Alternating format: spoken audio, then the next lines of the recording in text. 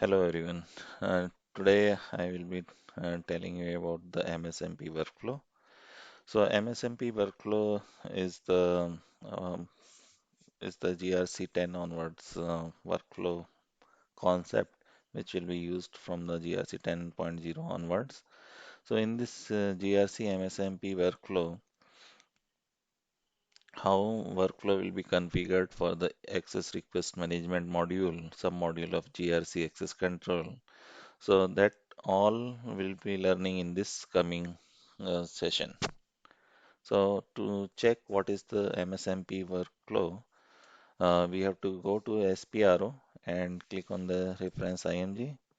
And if we go to SAP GRC risk and compliance and go to access control, and then we have to click on this X workflow for access control. If you click here, you will find uh, maintain MSMP workflow. If you click here, maintain MSMP workflow, you can find there are 7 steps are there inside this MSMP workflow.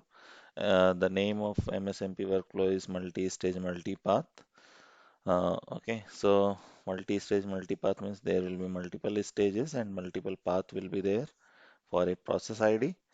So here in this first one, first step, if you see, that is the process global settings. So inside this process global setting, if you observe, there is this different process IDs available here, and then you have the rule IDs here, and then the description of this rule ID.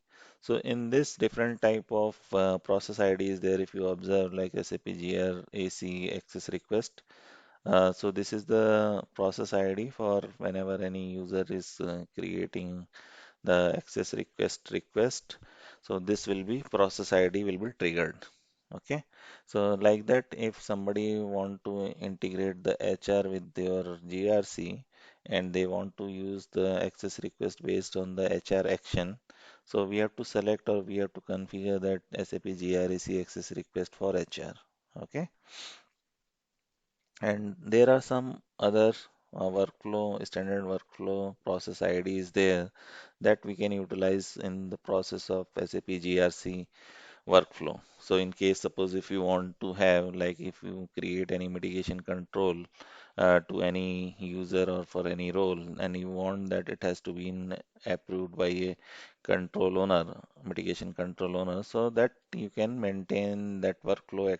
You activate the workflow and you make the setting inside your configuration setting, and then this workflow will work for you. Okay. Similarly, so many workflow will be there, like it is for control maintenance. If you are changing any control, mitigation control, so that then also it will goes for a approval. If you are making any GRC firefighter review, then also you can use this or change this workflow, existing workflow. Like that, risk approval, risk function change, or any role approval change. So like that, these many process IDs available uh, from the SAP side. Okay, so here if you see observe here, like whatever we start with the GRAC, starting with the GRAC is nothing but the SAP standard rule ID, and whenever you see something related to some numbering, that is the custom rule ID. So this custom rule ID we will be creating in the BRF plus application, and then in the next step. You can have this maintain rule. So whenever in this maintain rule option, if you see here, we can maintain the list of rules here. So whenever we are creating any standard, custom rule, so we can add that custom rule inside this list of rule. Suppose you want to use the some custom rule ID, custom workflow that will not sufficient for your client for giving him the standard workflow, that is GRAC workflow. So then you can create your own custom rule, and then you have to configure your custom rule inside the list of rules, and then you have to add your trigger values also. Okay. So once you add those return value against your custom rule, uh, so that based on your rule, this will be behaving. So here we can add different type of rules if you observe here.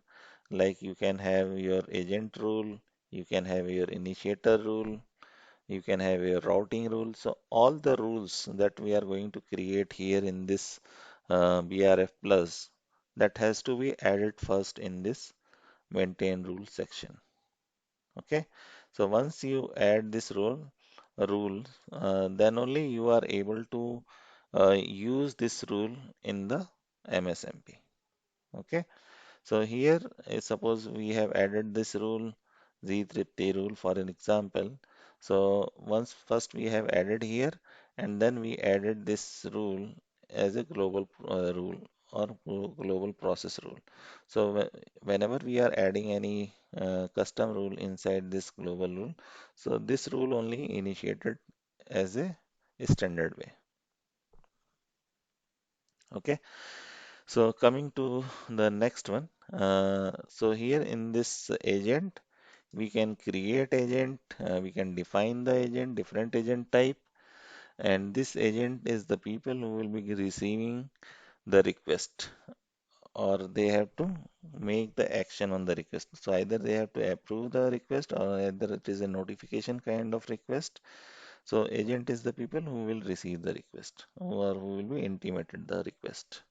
Okay, so here whatever we have with the starting with the GRAC, AR role, alternate approval. So these are the kind of approval is defined, approval agent is defined by the SAP.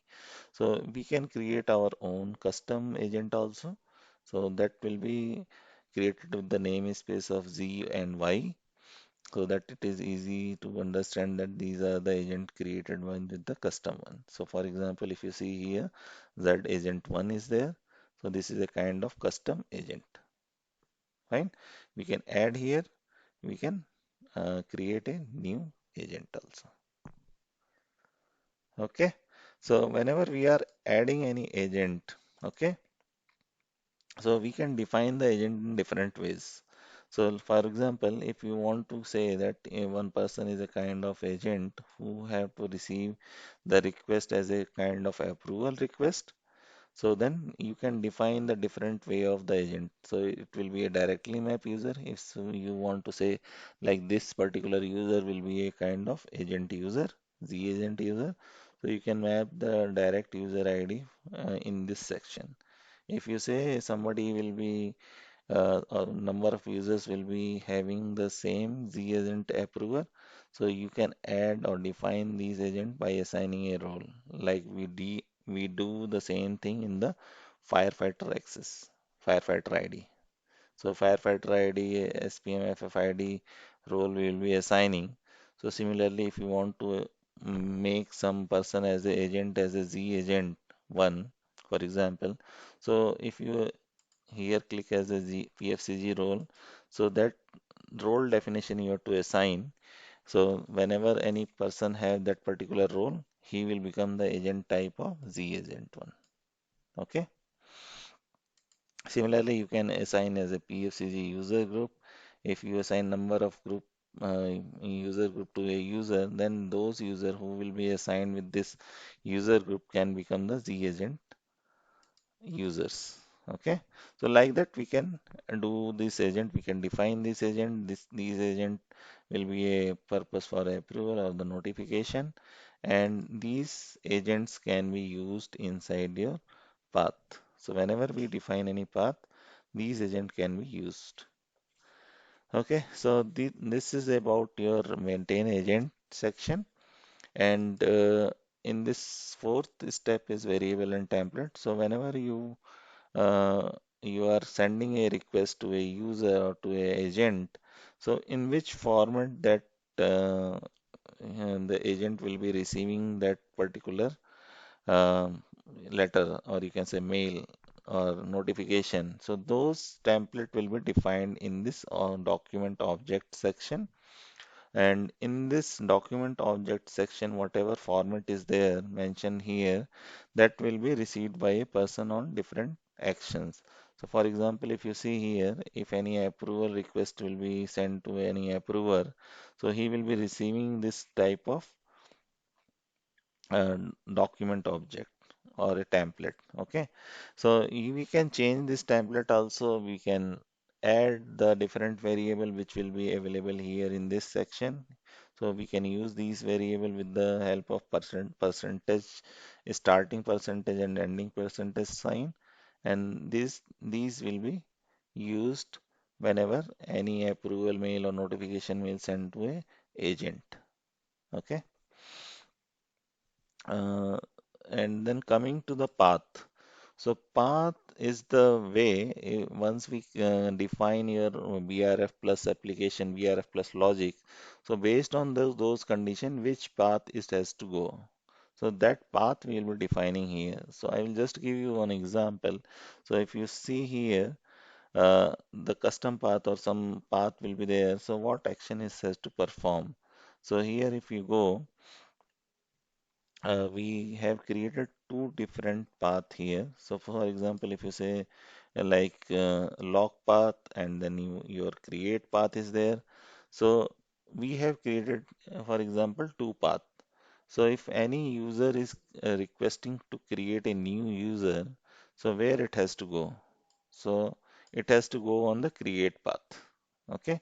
So independently, first we are creating a path based on our conditions, and then we are mapping those path with the condition in the maintain route mapping. So if you see here in this path we have created two stages. So GRAC manager stage and GRAC role owner stage. So whenever any user is gets created, it has to go for these two stages for approval. Okay. So here if you see, so GRAC manager is there, and then whenever we are creating a request, it has to approved by a manager. And whenever we are assigning any role, so then it has to go for GRAC role owner. Okay, so this path currently is independent of this mapping. In this path, we are creating just a path. And in this sixth step, what we do, we will be mapping our condition return value, which we have defined in the BRF plus logic, that will be mapped here. If suppose somebody is selecting in the request form and asking for create, so where it has to go? Once we say create, it has to go to create path. Okay. Whenever we ask for a user or user is selecting for locking the user, it has to go for lock path. Okay, and in path, what is the stages is there? That will be defined in the path stage. If you see here, for create, for example, the path is two stages. If we go for the lock stage, then maybe it is a GRC security. It will be go to security team. Okay, so this is the way we have to maintain our MSMP workflow. And in the last stage, once we do all these changes, we have to save this first. And after saving, it will be asking you the transport request number. If you want to transport this MSMP configuration to your quality system or the production system, you have to save into the transport request. Or if you already have the existing one, save into that existing one the transport request. And if it is your development system or the training server, then you don't have to transport this and say OK. And once you save it, you have to activate this. That is also important. And once you activate, it will generate a new version here. And then you have to check one thing, important thing, that it has been all the things are green. There will be no red sign. Red means something, some error will be there that you have to rectify by checking these logs. Okay, this log will be available and this will tell you is there any error is there. Warning message may be okay for the timing, but otherwise error message is a issue for you. Okay, so once your workflow will be activated, then whenever a user request will be there, it will be work based on your uh, selection of your global rules. So whatever we set here, it will be work based on your rule, which will be defined in the global rule. Okay. So I hope you enjoy this session, and that's all from my end for the MSMP workflow. If you like this video, you just subscribe this, give your likes, and I will share you the next coming videos for different sessions in SAP GRC Access Control. And thank you for watching. This is from Red Tap Technologies, and we are providing training in SAP GRC, SAP Security, and SAP HANA Security, HR Security, BI Security, and all. So let me know if you are interested to learn more. Thank you. Bye bye.